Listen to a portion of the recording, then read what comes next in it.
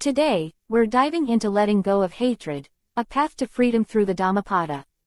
Join us on this enlightening journey. If you appreciate the Buddha's teachings, please help us share this wisdom by liking, sharing, and subscribing to our channel. Thank you for being with us. Letting go of hatred, a path to freedom through the Dhammapada. Letting go of hatred in today's society. In today's world, we are more connected than ever through technology, social media, and global communication. Yet, despite these advancements, humanity still struggles with the same age-old issues of resentment, anger, and hatred. This struggle is evident in personal relationships, workplace environments, politics, and even global affairs. Whether we're dealing with a friend's betrayal, political division, racial injustice, or societal inequality, the urge to harbor grievances is a common human experience. In this context, the ancient wisdom of the Buddha's teachings in the Dhammapada holds timeless relevance. He abused me, he struck me, he overpowered me, he robbed me. Those who harbor such thoughts do not still their hatred. This verse highlights a critical truth about the nature of human suffering. When we cling to thoughts of being wronged, we sustain and even escalate our own misery. The Buddha's message is clear. As long as we hold onto these narratives of victimhood, whether at the personal, cultural, or societal level, we continue to nurture the flames of hatred. The remedy, according to this teaching, lies in the ability to let go of these thoughts, allowing us to break the cycle of anger and find peace. In this expanded introduction, we will explore how this teaching applies to today's fast-paced, often divisive world. We will also examine the challenges and rewards of releasing resentment, and how forgiveness and understanding can be powerful tools for personal and collective healing. The modern culture of resentment and victimhood. In contemporary society, the concepts of victimhood and entitlement to justice have taken on new dimensions. On the one hand, it is important to recognize and address legitimate grievances, whether they are personal harms or systemic injustices. Movements for social justice, gender equality, and civil rights have made significant strides in correcting centuries of wrongs. These movements have empowered marginalized voices and drawn attention to the need for fairness and equity. However, there is also a growing cultural trend of holding on to grievances and defining oneself by past injuries. This culture of resentment can be seen in many aspects of modern life. Social media, platforms like Twitter, Instagram, and Facebook, while intended to foster connection, often become breeding grounds for outrage and anger. A single offensive remark or a perceived slight can quickly escalate into public shaming, online feuds, and viral cancel culture. The collective focus on grievances can keep entire communities in a state of perpetual outrage, where the goal becomes retribution rather than resolution. Politics and polarization. In today's political landscape, division has become the norm. People across the world are increasingly entrenched in ideological camps, viewing the other side, not just as opponents but as enemies. In such an environment, it becomes easy to harbor thoughts like, they oppressed us, they wronged us, which only deepens the divide. This polarization affects not only the macro level of national politics but also everyday relationships, where friends and family members find themselves estranged over political differences. Identity and history. Many communities, particularly those that have experienced historical oppression, understandably carry collective wounds. The legacy of colonialism, slavery, and racism continues to shape identities and influence discourse. While it is important to acknowledge and heal from these traumas, there is also a danger in allowing historical grievances to dominate present realities. Holding on to the pain of the past can prevent individuals and communities from moving forward into a future of reconciliation and healing. The Buddha's teaching in this verse is not about dismissing or minimizing the reality of harm. It's about recognizing that, while we cannot change the past, we have the power to change how we relate to it.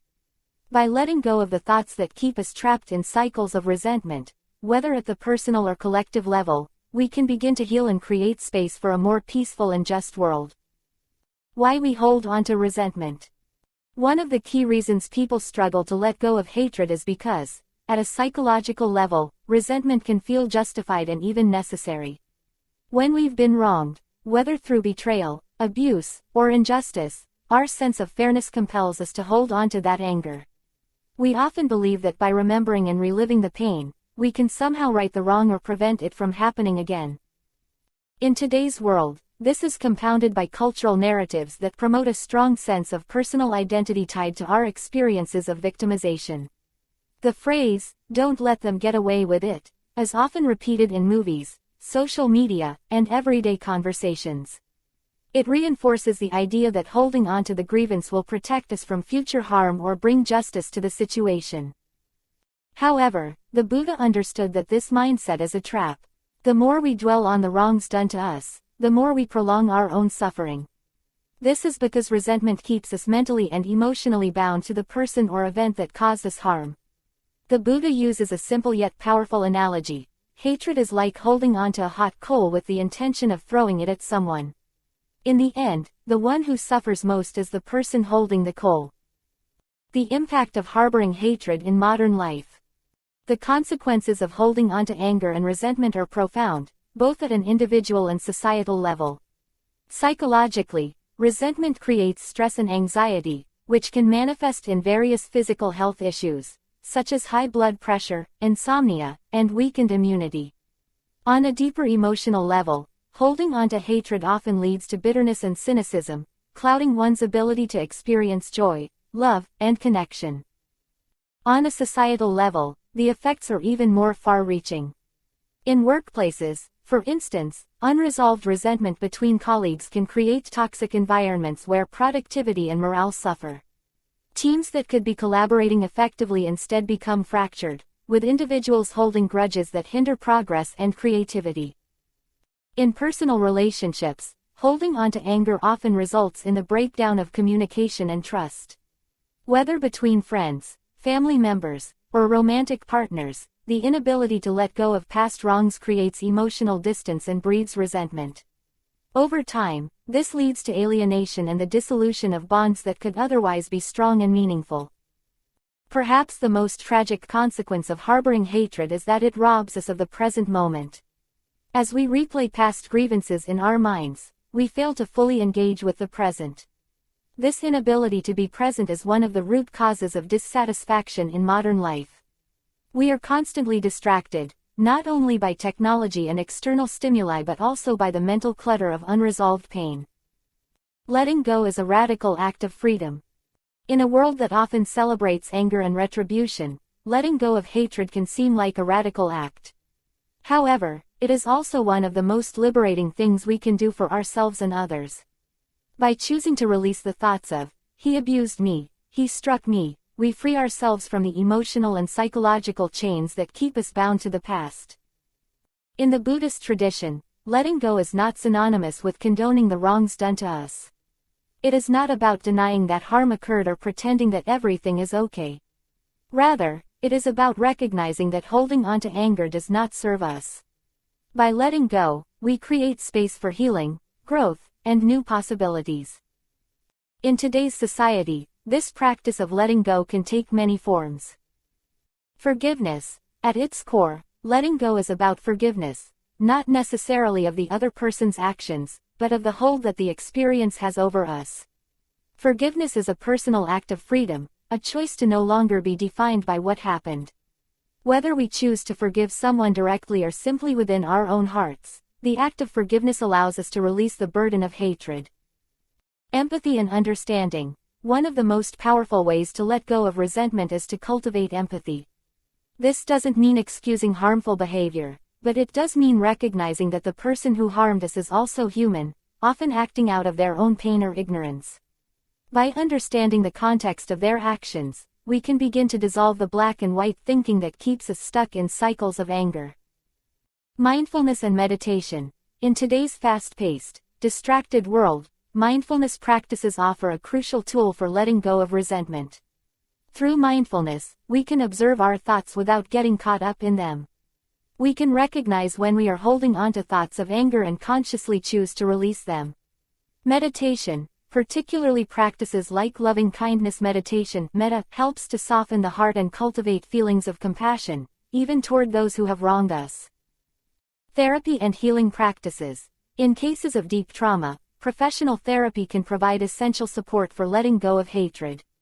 Therapeutic techniques such as cognitive behavioral therapy, CBT, somatic experiencing, or forgiveness therapy can help individuals process their pain in a healthy way and move toward healing. The power of letting go in collective healing. The Buddha's teaching on letting go of hatred is not just relevant at the personal level, it has profound implications for collective healing in today's world. In societies torn apart by conflict, racial injustice, and inequality, the process of reconciliation and peace-building begins with the willingness to let go of past grievances. This does not mean ignoring or whitewashing historical wrongs. It means creating a space for dialogue, understanding, and forgiveness, so that communities can move forward together.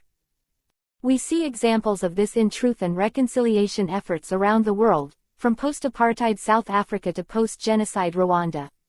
These processes are rooted in the recognition that true peace cannot be achieved through vengeance or retribution. It can only be achieved when individuals and communities are willing to let go of their anger and work toward understanding, justice, and healing. In today's polarized world, the message of the Dhammapada is more relevant than ever. Holding on to thoughts of hatred, no matter how justified they feel, only perpetuates suffering. By letting go of these thoughts, we can break the cycle of anger and contribute to a more peaceful and harmonious society. A path to freedom. The teaching of the Buddha in this verse of the Dhammapada is both simple and profound. As long as we hold on to thoughts of being wronged, we continue to feed the fire of hatred. But by choosing to let go of these thoughts, we can free ourselves from the emotional burden of resentment. In today's society, where anger and division often seem to dominate the public discourse, the practice of letting go offers a powerful path to personal and collective liberation. It allows us to break free from the cycles of negativity and create space for healing, understanding, and peace. The journey of letting go is not always easy, but it is one of the most rewarding paths we can take. As we walk this path, we discover that true freedom comes not from holding on to our grievances, but from releasing them. Only then can we experience the peace and happiness that the Buddha speaks of, a peace that follows us like a shadow that never leaves. In today's society, where fast-paced lifestyles, social media, and constant connectivity dominate, the experience of being wronged is more visible and magnified than ever before. We live in a world where offenses, whether minor or significant, are broadcast publicly, where judgments and reactions are swift, and where people often feel entitled to express anger, frustration, and resentment. In this context, the Buddha's teaching, "He abused me, he struck me, he overpowered me, he robbed me," takes on a profound relevance. These words encapsulate not only the experience of being wronged but also the natural inclination to dwell on that wrong and, in doing so, perpetuate hatred. When someone feels mistreated, the emotional response is immediate: anger, sadness, or even disbelief. These emotions can feel overwhelming, and society often reinforces the belief that holding onto these feelings is justified. People are told, "You have every right to be angry," or, "Don't let them get away with it." This societal reinforcement, coupled with the instant gratification of venting through social media or other outlets, can lead to a cycle of harboring negative emotions, which the Buddha explicitly warns against.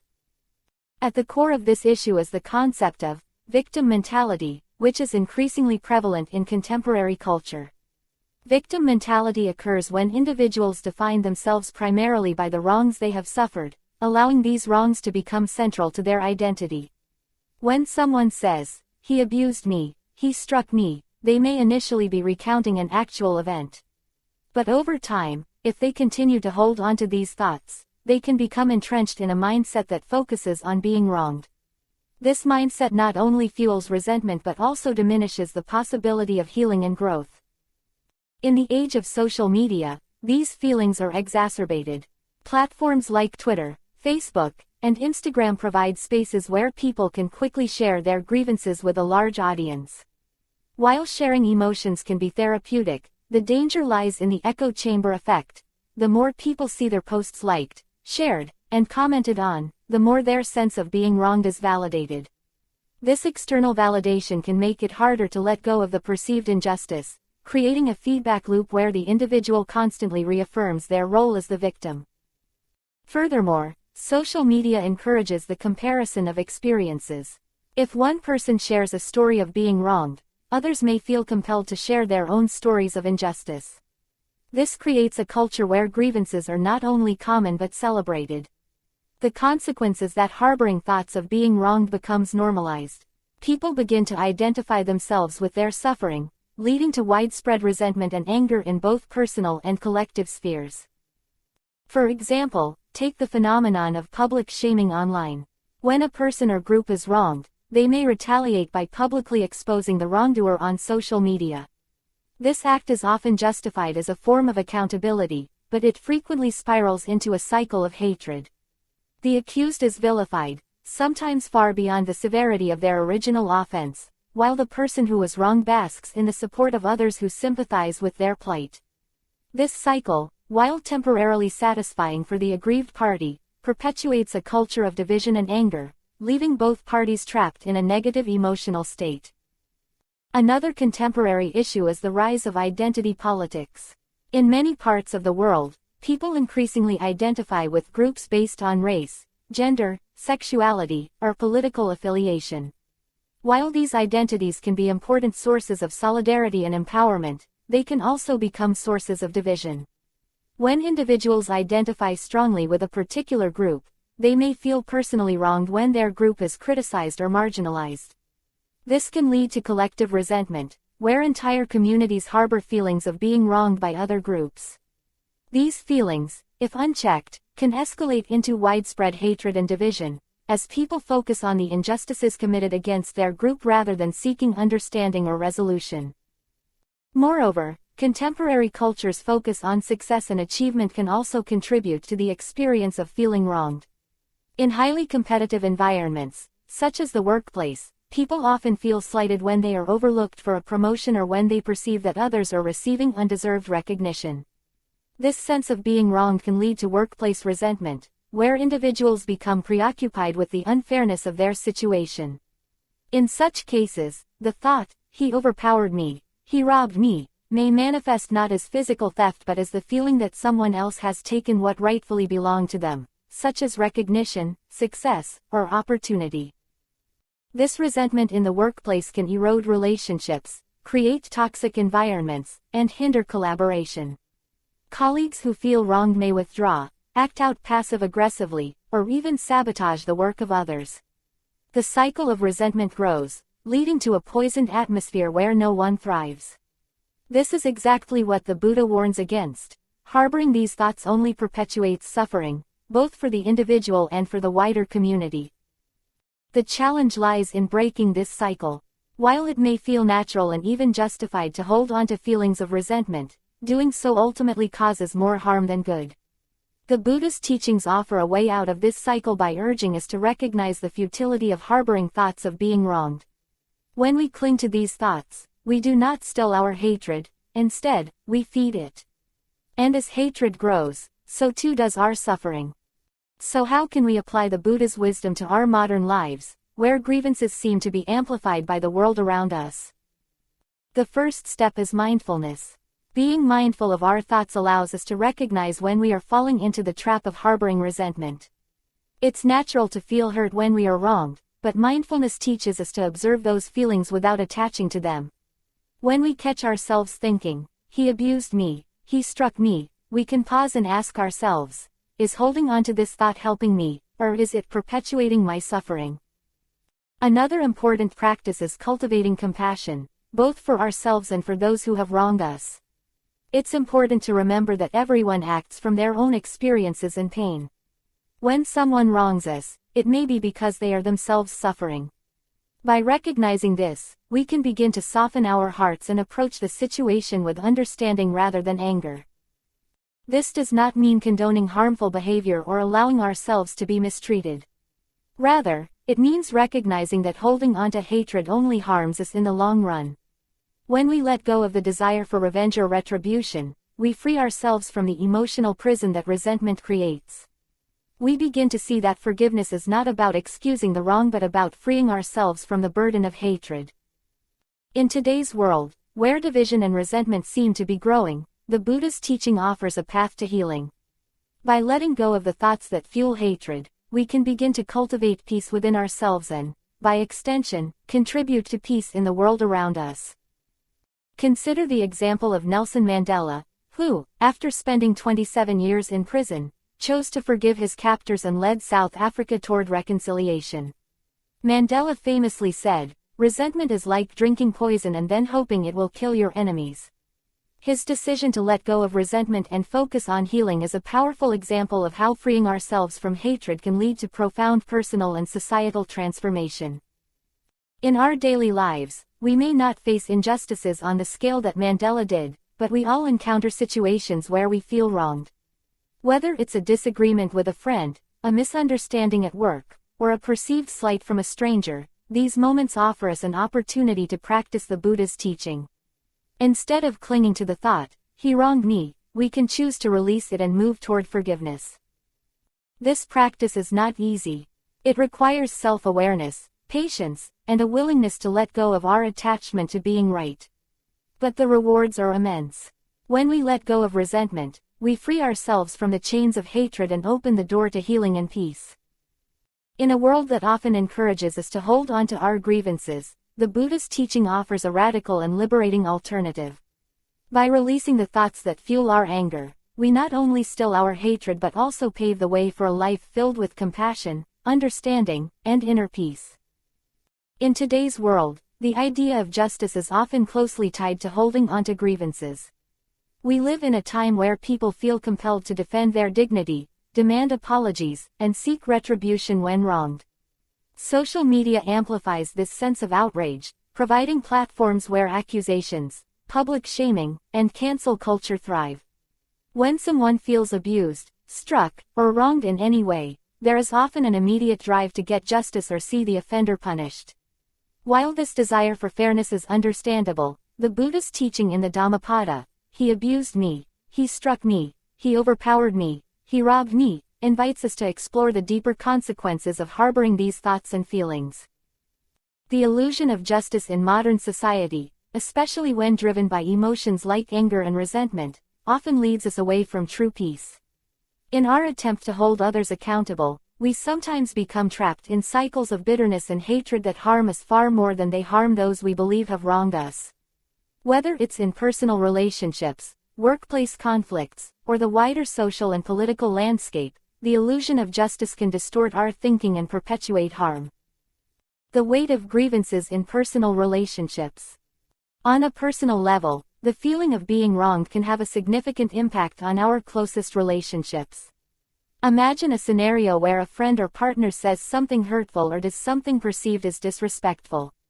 In many cases, the hurt party holds onto the grievance, replaying the incident in their mind, building a narrative around their victimhood. "He ignored me at the party, she didn't appreciate what I did, they didn't listen to me." These thoughts solidify over time, becoming ingrained in how the person sees the relationship. This mental process isn't unique to romantic or close relationships. It can happen in friendships, between colleagues, and even in brief encounters with strangers. The problem is that holding onto these grievances creates distance, mistrust, and bitterness. In the mind of the wronged individual, the sense of injustice begins to outweigh the initial hurt, and this emotional weight starts to influence their actions. Small gestures of kindness from the other person are overlooked or minimized, while every slight or mistake is amplified. Culturally, many societies encourage people to stand up for themselves, and while self-respect is important, there is a fine line between asserting one's worth and clinging to every wrong as if it were a personal attack. In today's fast-paced, hyper-connected world, the pressure to respond to every perceived slight can feel overwhelming. Social media only adds fuel to the fire, as grievances, whether personal or political, can be broadcast to wide audiences. This public airing of grievances often reinforces the illusion that holding onto anger is necessary for justice. Social media, cancel culture, and the illusion of justice. In the age of social media, cancel culture has become a potent example of how the illusion of justice plays out on a larger scale. When someone makes a mistake or says something offensive, the public response can be swift and brutal. Social media provides a platform for people to express outrage, demand apologies, and call for punitive actions, whether it's a public figure losing their job, an artist being boycotted, or a company being shamed. In this environment, people often feel justified in their anger, believing they are holding the offender accountable for their actions. However, what is often overlooked is the emotional toll that holding on to this collective resentment takes on those participating.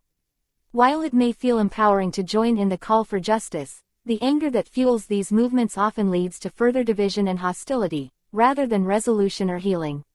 The person or institution being targeted may experience shame or backlash, but the anger and hatred of the participants often linger long after the situation has passed. In this way, cancel culture can trap people in a cycle of ongoing negativity, where no one is truly freed from the emotional weight of the situation. The Buddha's teaching about harboring resentment is particularly relevant in this context. When we hold on to the belief that someone has wronged us and deserves punishment, we may think we are defending justice. But in truth, we are binding ourselves to the very anger and hatred that the Buddha warned against. We become participants in a cycle that perpetuates suffering, both for ourselves and for others. Social media allows these emotions to fester and grow, but it rarely leads to the inner peace or resolution that we seek. The workplace and professional environments. In professional environments, holding on to grievances can be just as damaging. Office politics, competition for promotions, or conflicts with colleagues often lead to feelings of resentment. A person may feel they were passed over for a promotion unjustly, or that a coworker is receiving credit for their hard work. These feelings can build over time, creating a toxic work environment where trust and collaboration break down. In today's corporate world, where success is often measured by individual achievements and competition, harboring grievances can seem like a way to maintain one's sense of self-worth. It may feel like holding onto these injustices is a form of self-defense. If you don't remember how you were wronged, how can you protect yourself from it happening again? This mindset is prevalent in workplaces that prioritize success at all costs, where employees are often pitted against one another in subtle ways. Yet, just like in personal relationships, holding on to these thoughts of, "he wronged me," or "she robbed me of that opportunity," leads to emotional and mental exhaustion. The more someone dwells on these perceived injustices, the more they suffer. The workplace can become a battleground, with every interaction seen through the lens of past grievances. What starts as a professional conflict can easily become personal, as the mind continues to replay the perceived wrongs. Cultural divisions and the perpetuation of hatred. On a larger scale, this teaching also speaks to the deep cultural and political divisions present in today's world. Whether it's race, religion, gender, or political ideology, many people feel that they have been wronged or marginalized by society. These feelings, while often rooted in legitimate grievances, can lead to a collective sense of victimhood and resentment that is difficult to escape from. Entire groups may feel that they have been struck, or robbed, by another group or by society at large. While the desire for justice and equality is crucial for any society to progress, the Buddhist teaching encourages us to approach these issues from a place of compassion rather than hatred. Holding on to collective anger toward another group or ideology only deepens the divide and makes resolution more difficult. In today's polarized political climate, where disagreements often escalate into anger and hostility, the Buddha's message about the futility of harboring hatred is particularly relevant. Movements for social change are essential for addressing systemic injustices, but when these movements are fueled by anger and resentment, they can easily become destructive rather than transformative. True progress happens when individuals and groups can acknowledge past wrongs while simultaneously working toward healing and reconciliation. This requires letting go of the desire for revenge or retribution, and instead focusing on solutions that benefit everyone. Letting go for the sake of mental health. Another reason the Buddha's teaching about harboring hatred is relevant to today's society is the growing awareness of mental health and emotional well-being. Holding on to resentment has a direct impact on mental health. Psychologists have long noted the negative effects of chronic anger and bitterness, including increased stress, anxiety, and depression. When someone fixates on how they have been wronged, their body responds as if it's under threat, releasing stress hormones like cortisol that can harm physical and mental health over time. In many ways, modern psychology echoes the Buddha's teachings. Practices like mindfulness and cognitive behavioral therapy, CBT, encourage people to become aware of their thoughts and question whether they are helpful or harmful. When we hold on to thoughts of victimhood or resentment, we often reinforce a negative mental loop that keeps us stuck in the past. Letting go of these thoughts isn't just about spiritual growth, it's about protecting our mental health. Social media, news outlets, and even our daily interactions can fill us with anger or frustration, especially when we encounter situations that feel unfair. In such moments, the mind naturally gravitates toward the thought, "I was wronged, I deserve justice." But the Buddha reminds us that clinging to this thought does not free us, it traps us. The mental freedom we seek comes not from retribution or vindication, but from releasing the emotional burden that resentment creates. Finding true justice through compassion. In the end, the Buddha's teaching is not about ignoring injustice or allowing others to mistreat us without consequence. Rather, it's about recognizing that true justice and peace come not from harboring hatred, but from transforming our minds and hearts. When we let go of thoughts like, "He abused me, she wronged me," we create space for compassion, understanding, and healing. This does not mean we allow people to continue harming us or others. It means that we refuse to let their actions define our emotional state. We can take action to correct injustices, but we do so from a place of clarity and compassion, rather than anger and revenge. By doing this, we not only free ourselves from the burden of hatred but also create the conditions for true justice and reconciliation to take root. In a world that often values retaliation over forgiveness, the Buddha's teaching serves as a profound reminder that inner peace and emotional freedom can only be found when we release the thoughts that bind us to suffering. Holding on to grievances may seem like a form of justice, but in reality, it only deepens the wounds. True justice begins with the willingness to let go. Letting go, the power of forgiveness. In today's world, the concept of forgiveness can often feel elusive or even counterproductive. Many people associate forgiveness with weakness, passivity, or simply letting someone off the hook for wrongdoing. Social media feeds are filled with stories of people standing their ground, exposing those who have wronged them, and calling for justice or vengeance. Popular culture often glamorizes narratives of revenge or personal vindication, reinforcing the idea that holding on to grudges is both justified and empowering. However, despite these prevalent attitudes, the ancient wisdom of forgiveness has never been more relevant. In a society characterized by polarization, stress, and emotional volatility, holding on to anger and resentment has become a common emotional experience.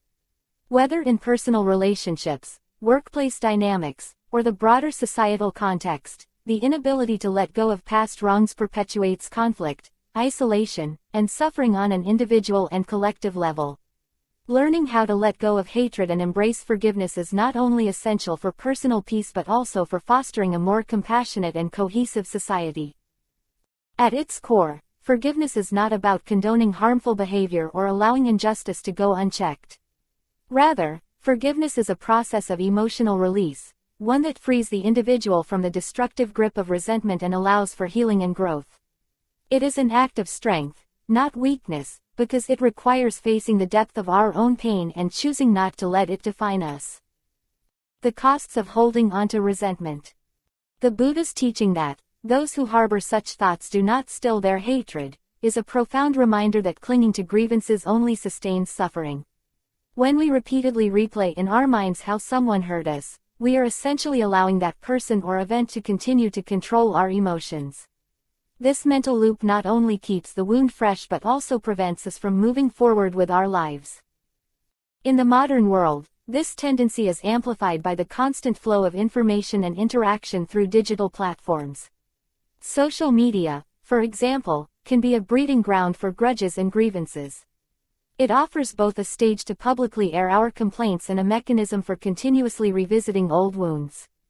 Every time we scroll through past conversations, revisit hurtful comments, or see reminders of those who have wronged us, we reactivate the emotional pain associated with those events. Research in psychology supports the notion that holding onto resentment has serious emotional and physical consequences. Studies have shown that harboring anger can lead to chronic stress, anxiety, and even physical health issues such as high blood pressure, weakened immune function, and heart disease. In contrast, individuals who practice forgiveness tend to experience lower levels of stress, improved mental health, and better overall well-being. Forgiveness is not just a spiritual or ethical practice, it is a practical tool for improving our quality of life. Understanding forgiveness in today's context. In today's highly individualistic cultures, forgiveness can be misunderstood as a sign of submission or self-sacrifice. Many people worry that by forgiving someone, they are letting that person off the hook, or minimizing the harm done. Others fear that forgiveness may make them appear weak or gullible. These concerns are understandable, especially in societies that emphasize justice, fairness, and personal boundaries. However, forgiveness is not about condoning harmful actions or diminishing the importance of accountability. Instead, it is a personal decision to release the emotional hold that past hurts have over us. Forgiveness is an inward process that has little to do with the offender and everything to do with the person choosing to forgive. In the context of today's society, where mental health awareness is increasing and emotional well-being is becoming more widely recognized, forgiveness takes on new importance. Emotional intelligence, a concept that emphasizes self-awareness, empathy, and emotional regulation, has become a key skill in navigating personal and professional relationships. Forgiveness, when understood as a tool for emotional liberation, can be seen as an essential component of emotional intelligence. Consider, for example, how grudges can affect workplace dynamics. In many professional settings, unresolved conflicts or ongoing resentment can lead to a toxic environment. Colleagues who hold grudges against each other may engage in passive-aggressive behavior, avoid collaboration, or even sabotage one another's work. Over time, this tension can affect not only the individuals involved but also the overall productivity and morale of the team. By contrast, workplaces that foster a culture of forgiveness, where mistakes are acknowledged, apologies are offered, and grievances are released, tend to have healthier, more cooperative environments. The same principle applies in personal relationships. Whether in romantic partnerships, friendships, or family dynamics, the inability to forgive can create lasting emotional rifts.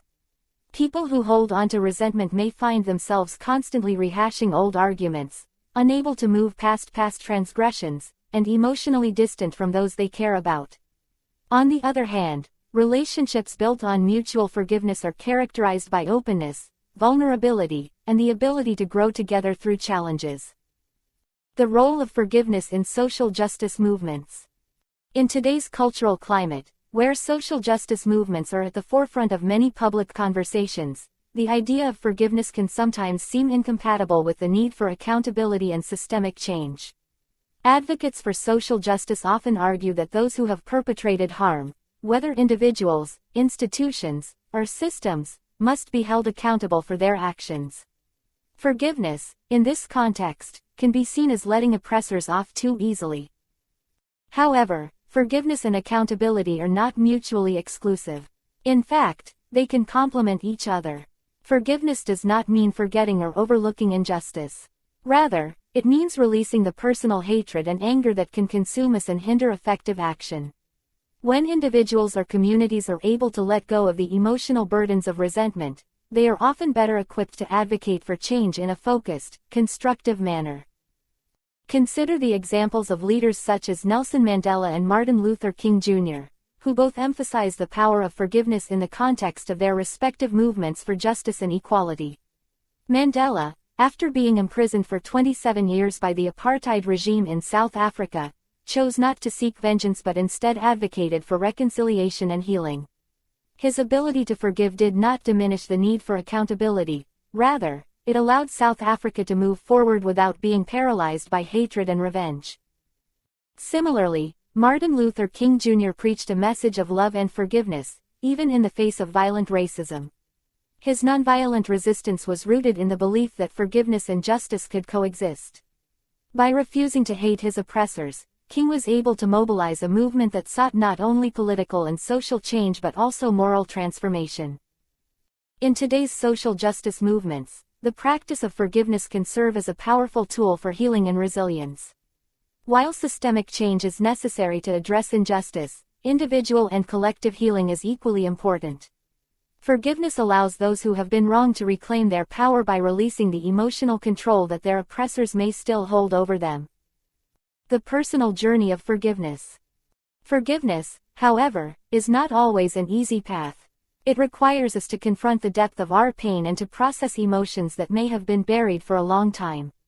It is a deeply personal journey that unfolds at its own pace, and it cannot be rushed or forced.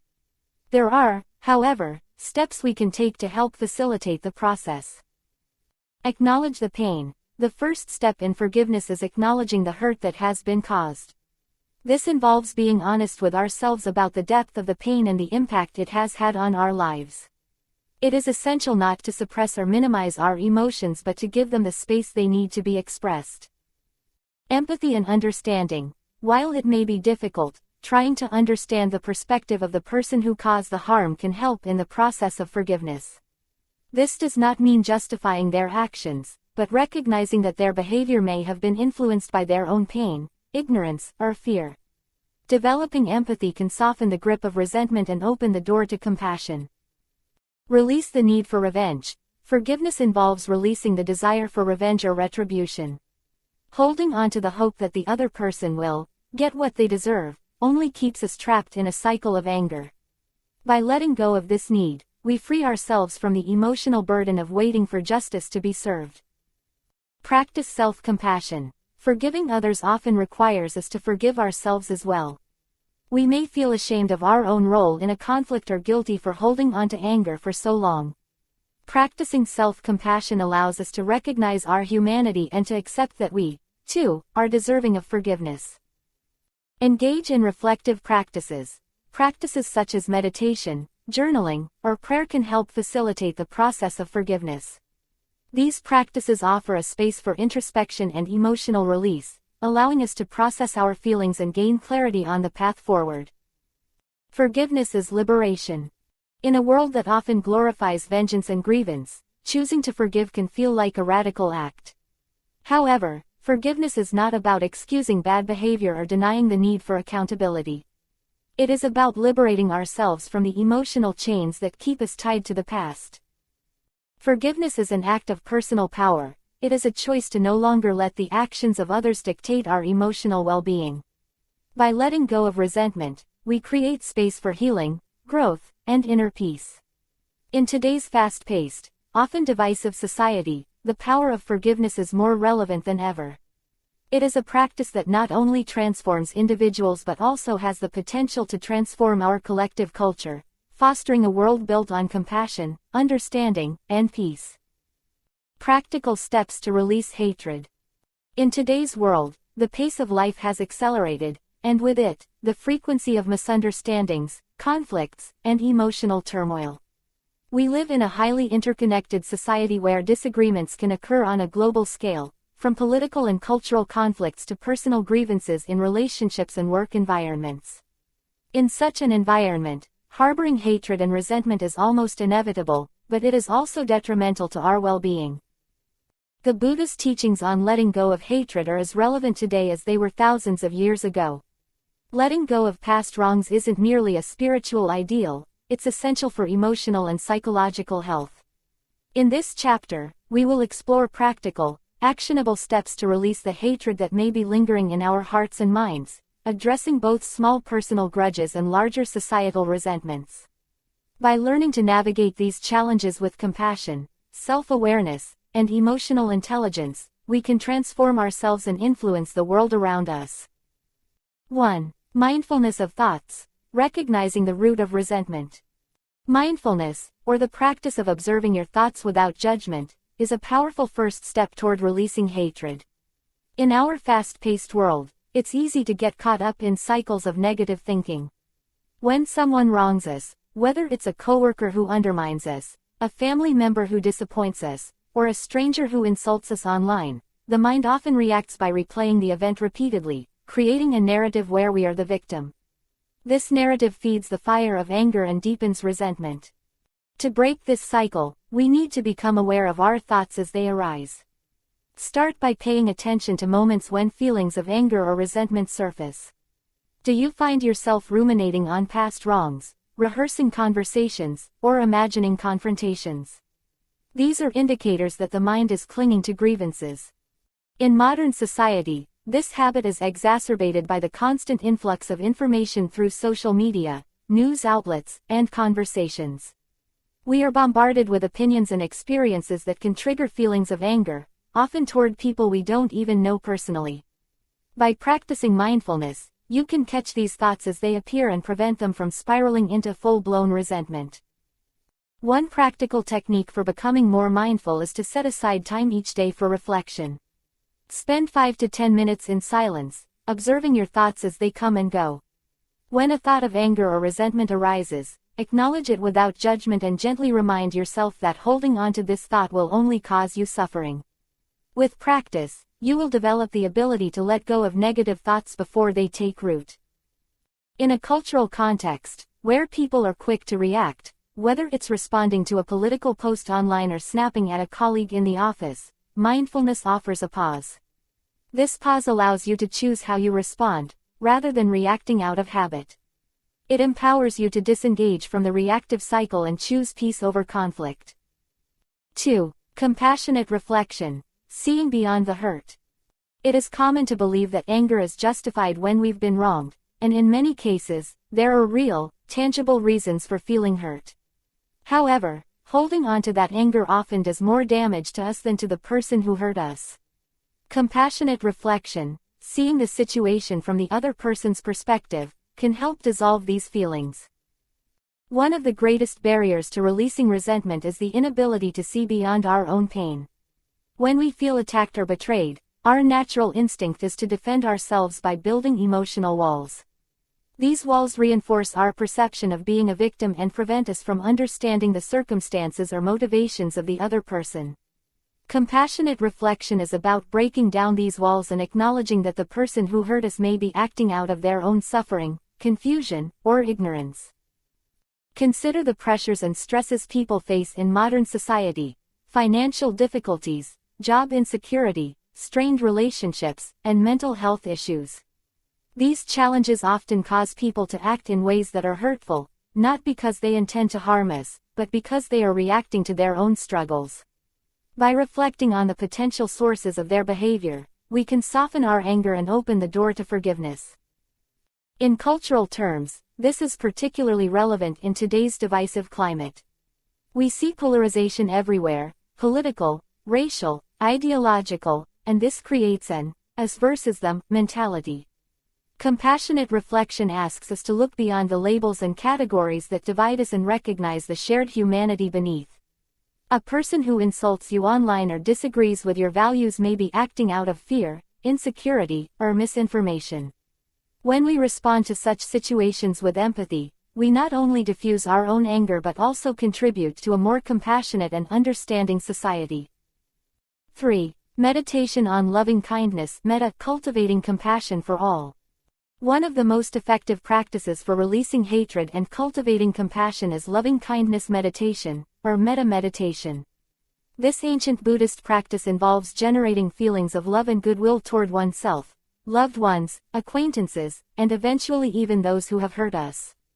Through repeated practice, it helps dissolve feelings of anger and resentment by replacing them with feelings of compassion and understanding. To practice loving kindness meditation, begin by sitting quietly and focusing on your breath. Start by offering kind and compassionate thoughts to yourself. May I be happy. May I be healthy. May I be free from suffering. Once you have generated positive feelings toward yourself, extend those wishes to others, first to people you love, then to neutral people, and finally to those with whom you have conflict or resentment. Say to yourself, may they be happy. May they be healthy. May they be free from suffering. At first, it may feel difficult, especially when extending kindness to someone who has hurt you deeply. But over time, as you continue to practice, the emotional charge associated with the person begins to dissolve, and feelings of compassion replace the anger. The practice of metta reminds us that all beings, even those who have wronged us, desire happiness and peace, just as we do.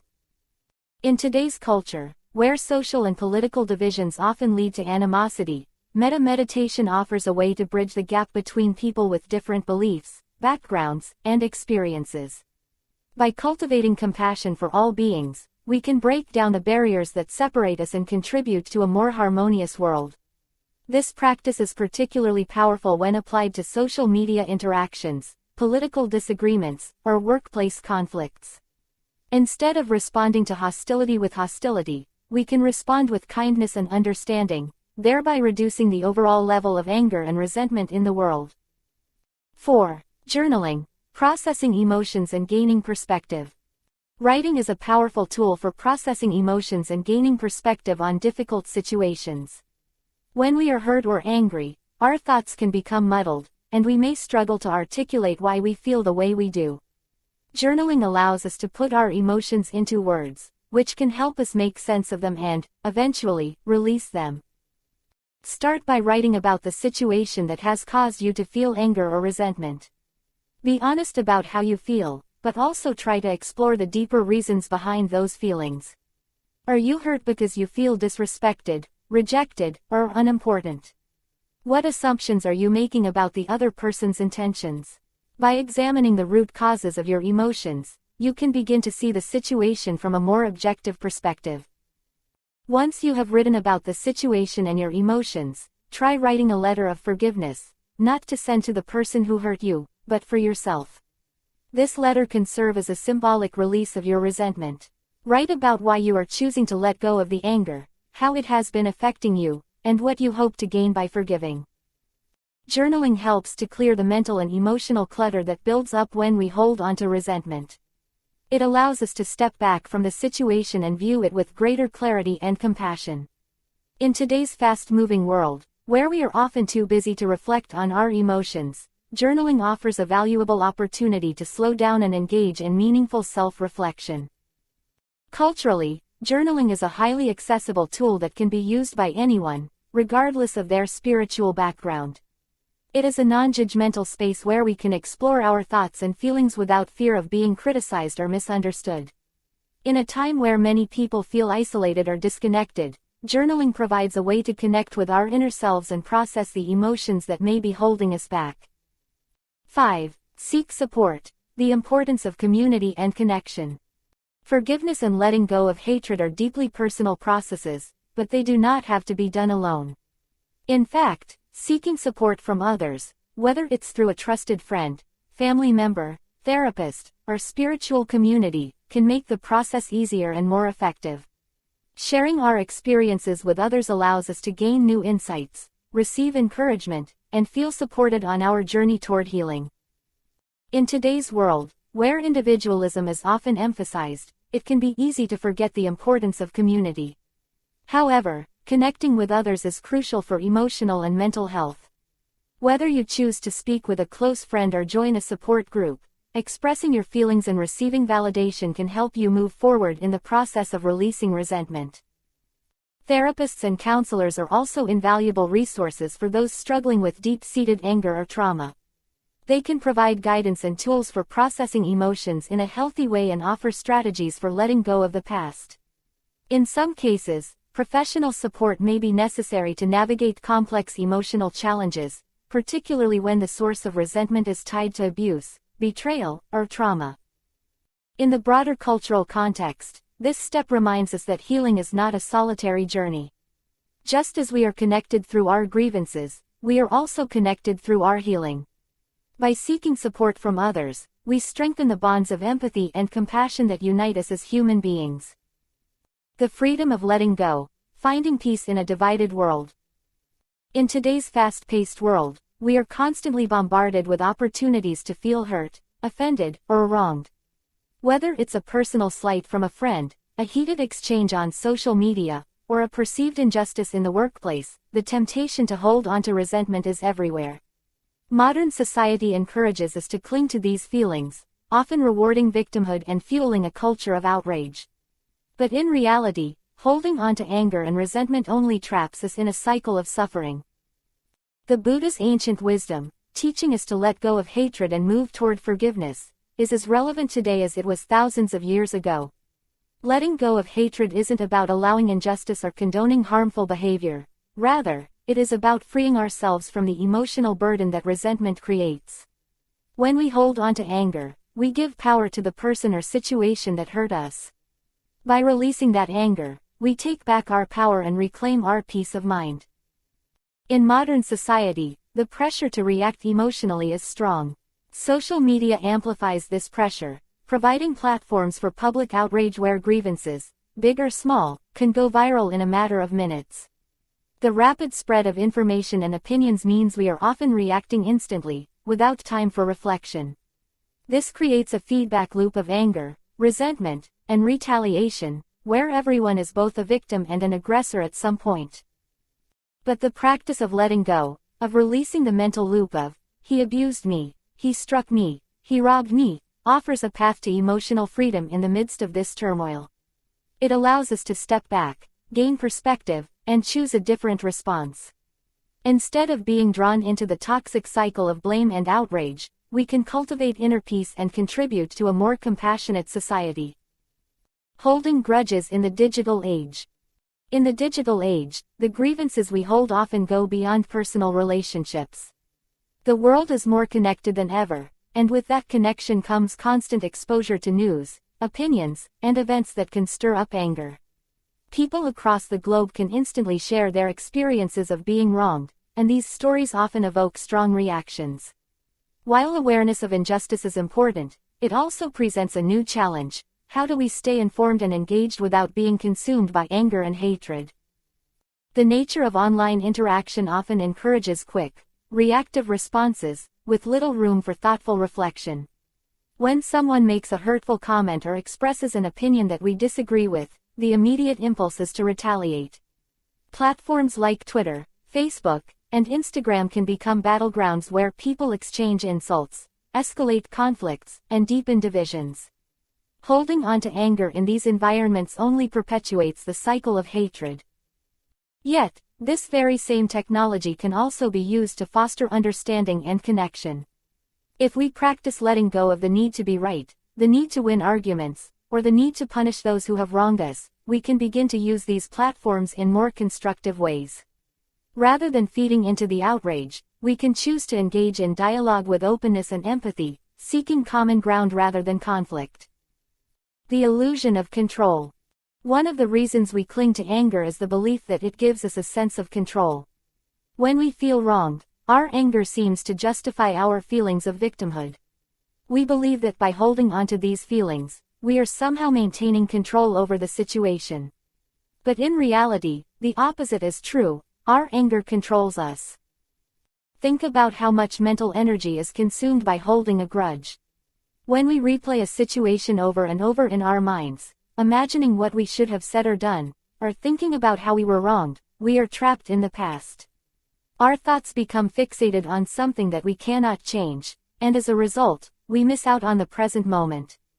The person or situation that hurt us continues to have power over our lives long after the event has passed.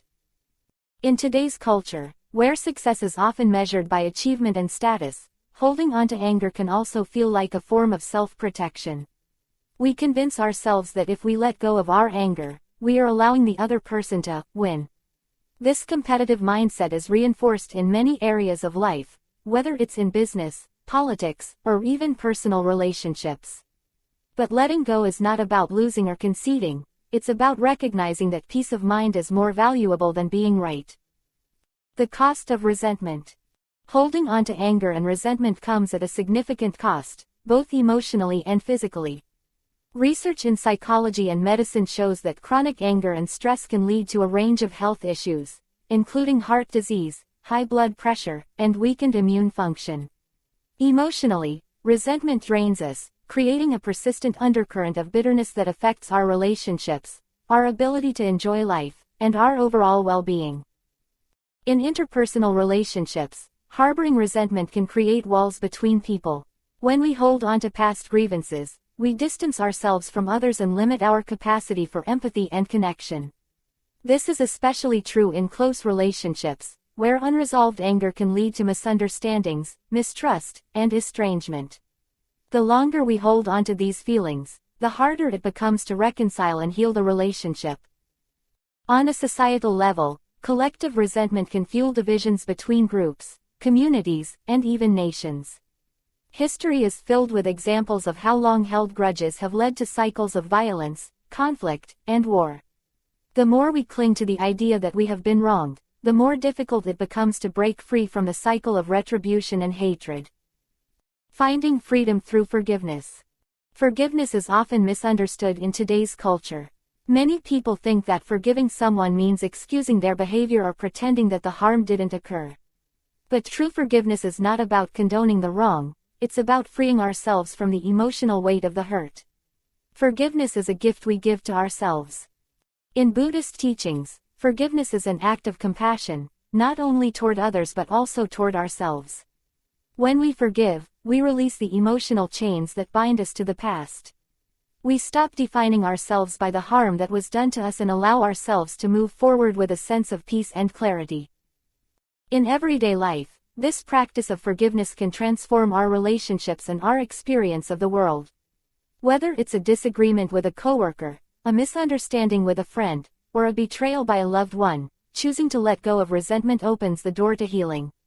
It doesn't mean we forget what happened or allow ourselves to be mistreated again, but it does mean that we refuse to let the past control our present and future. One practical way to cultivate forgiveness is through mindfulness. When we practice mindfulness, we become more aware of our thoughts and emotions, without being controlled by them. Instead of reacting automatically when we feel anger or hurt, we can pause, observe the emotion, and choose a more skillful response. Over time, mindfulness helps us develop greater emotional resilience and the ability to let go of grudges more easily. Compassion is the antidote. Compassion is a key element in the process of letting go. When we recognize that everyone, ourselves included, suffers, we begin to see that the people who have hurt us are often acting out of their own pain or ignorance. This doesn't excuse their behavior, but it helps us understand that their actions are not always personal. They are often driven by their own struggles, fears, and limitations. Cultivating compassion allows us to break the cycle of hatred. Instead of reacting with anger or seeking revenge, we can choose to respond with kindness and understanding.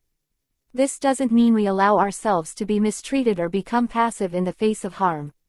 It means that we approach conflict with the intention of healing rather than perpetuating the hurt. In today's world, where cultural and political divisions often seem insurmountable, compassion can be a powerful force for change. By choosing to understand rather than judge, we can begin to bridge the gaps between us and others. This doesn't mean we have to agree with everyone or accept harmful behavior, but it does mean that we approach conflict with a mindset of openness and empathy. Letting go in a competitive world.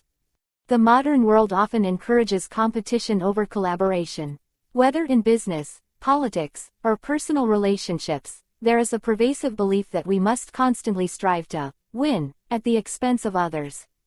This mindset fuels resentment, as people become fixated on perceived slights or injustices that threaten their success or status. Letting go of hatred and resentment requires us to shift this mindset. Instead of seeing life as a zero-sum game, where someone's gain is another's loss, we can begin to recognize that true success comes from living in harmony with others.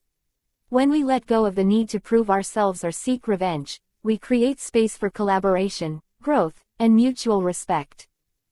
In the workplace, this might mean letting go of a grudge against a colleague who received a promotion instead of us. Rather than harboring resentment, we can focus on our own development and growth.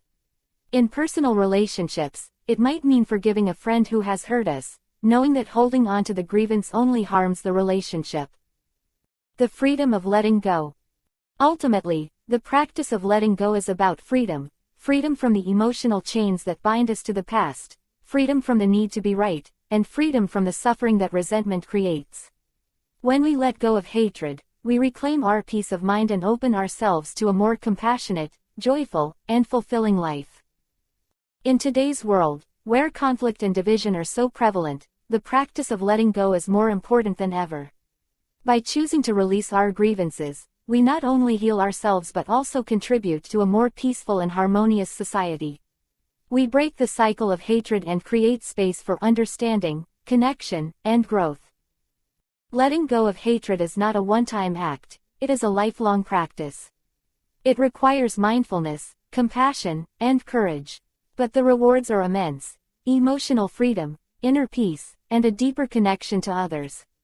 As we cultivate this practice in our daily lives, we discover the profound truth in the Buddha's teaching: when we let go of hatred, we free ourselves from suffering and open the door to true happiness. Conclusion: the path to inner peace in modern society.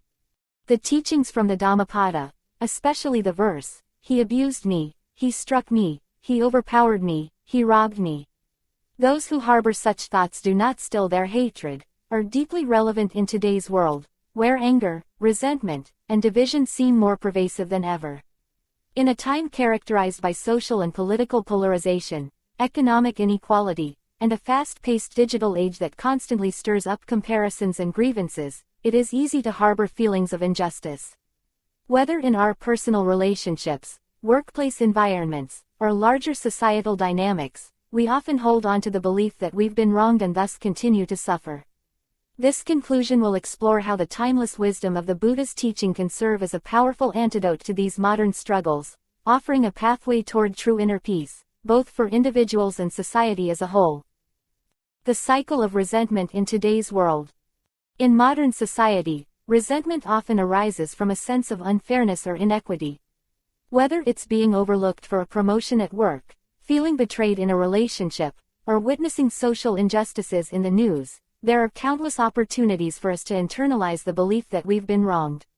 This feeling of being wronged is often magnified by social media, where grievances are amplified and outrage becomes contagious. From personal slights to larger societal issues, it is easy to focus on how we have been mistreated, abused, or oppressed. Yet, as the Buddha wisely points out, harboring such thoughts only serves to perpetuate suffering.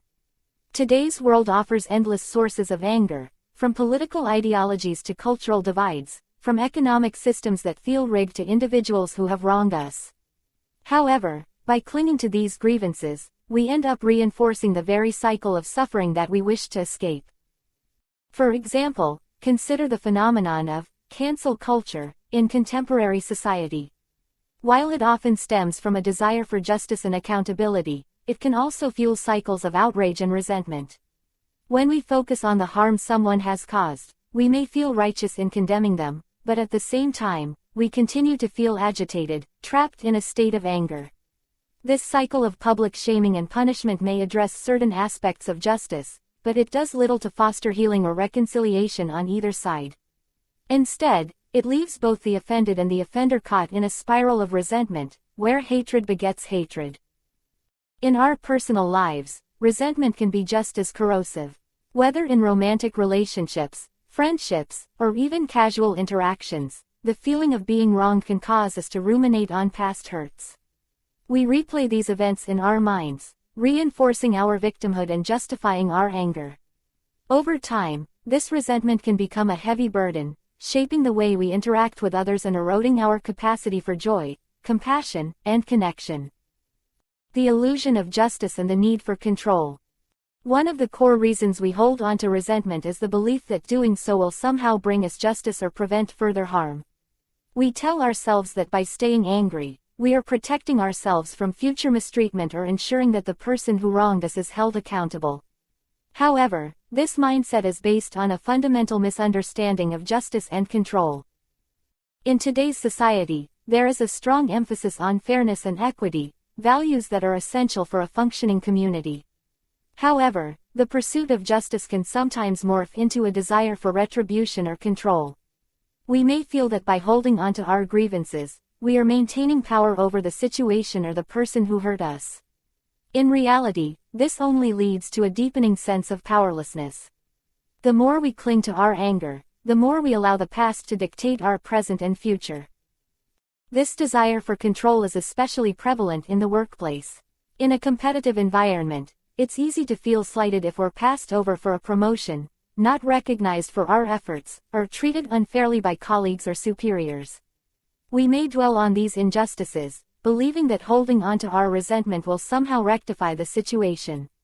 But as the Buddha's teaching reminds us, harboring such thoughts does not solve the problem, it only perpetuates our suffering. The same can be said for social and political arenas. When we feel that our values or beliefs have been attacked, it's natural to respond with anger. However, staying locked in a mindset of us versus them only deepens the divide. It reinforces the very hatred and division we wish to overcome, making meaningful dialogue and understanding impossible. Instead of fostering connection or creating positive change, it fuels a cycle of resentment and retribution that tears at the fabric of society. Forgiveness is liberation. The Buddha's teaching about letting go of anger and resentment points to the true path of liberation, forgiveness. In today's world, forgiveness is often misunderstood as a passive or weak response to injustice, but in reality, it is one of the most powerful acts of self-liberation we can undertake. Forgiveness is not about excusing harmful behavior or pretending that injustice didn't occur. Rather, it is about freeing ourselves from the mental and emotional chains that keep us bound to the past. In a culture that often glorifies strength through retaliation, the idea of forgiveness can seem counterintuitive. But forgiveness is not about letting someone else off the hook, it's about releasing the toxic emotions that hold us back. When we forgive, we reclaim our power. We are no longer defined by what others have done to us, and we no longer allow past wrongs to control our present and future. For instance, consider the personal relationships that are damaged by resentment. In many cases, a single hurtful event can lead to years of estrangement between friends or family members. Each party clings to their sense of being wronged, allowing pride and anger to override the potential for healing. But when one person makes the courageous choice to forgive, the entire dynamic can shift. Forgiveness opens the door to reconciliation, allowing both parties to move forward in a healthier, more peaceful way. On a larger societal level, forgiveness is equally transformative. History offers countless examples of leaders and movements that chose forgiveness over retaliation, leading to profound change. Think of Nelson Mandela, who, after 27 years of imprisonment, chose to forgive his captors and work toward reconciliation in post-apartheid South Africa. His choice to let go of resentment not only freed him personally but also played a critical role in healing a deeply divided nation. In today's society, we are often bombarded with images and messages that promote anger and division. The media frequently sensationalizes conflict, and social media platforms amplify outrage, creating a culture where forgiveness seems out of reach. But it is precisely in this environment that forgiveness is most needed. By choosing to forgive, we can break free from the cycle of hatred that perpetuates suffering on both a personal and collective level. Practical steps for letting go of resentment. The path to forgiveness is not always easy, especially in a world that encourages us to hold on to our grievances. However, there are practical steps we can take to begin releasing our resentment and moving toward inner peace. Mindfulness. Practicing mindfulness allows us to become aware of the thoughts and emotions that fuel our resentment. When we notice ourselves replaying the narrative of how we were wronged, we can choose to let go of that thought instead of feeding it with more anger. Empathy and compassion. Developing empathy for others can help us understand the suffering that drives their actions. When we realize that people who hurt us are often acting out of their own pain, it becomes easier to forgive. Reframing. Changing the way we view the situation can be a powerful tool for letting go. Instead of seeing ourselves as victims, we can choose to see the event as an opportunity for growth and learning. Seeking support. Sometimes, forgiveness requires the help of others. Whether it's through therapy, counseling, or talking with trusted friends, seeking support can make the process of letting go feel less overwhelming. Metta loving-kindness meditation. Practicing loving-kindness meditation helps to cultivate feelings of compassion and goodwill, even toward those who have wronged us. Over time, this practice softens the heart and allows us to release our anger. A path to collective healing. Ultimately, the Buddha's teaching about letting go of resentment is not just a path to individual peace but also a path to collective healing. In a world where anger and division seem to be on the rise, the ability to release hatred and cultivate forgiveness is more important than ever. By choosing to forgive, we contribute to a more compassionate, understanding, and connected society. At the heart of this teaching is the recognition that clinging to resentment does not serve us. It may feel justified in the moment, but in the long run, it only deepens our suffering. By letting go of anger, we free ourselves from the past and open the door to a future filled with peace, love, and possibility. This teaching is not just about personal relationships or individual wrongs, it speaks to the larger cultural and societal challenges we face today. In an increasingly divided world, the choice to let go of hatred is a radical act of courage and transformation. It is a choice that allows us to move beyond the cycle of suffering and into a space of healing and freedom. Thank you for listening. We hope you enjoyed today's reading and found it inspiring. We look forward to seeing you next time as we continue our journey through the teachings of the Buddha. Your presence means a lot to us, and we can't wait to share more wisdom with you. Until then, take care and stay mindful.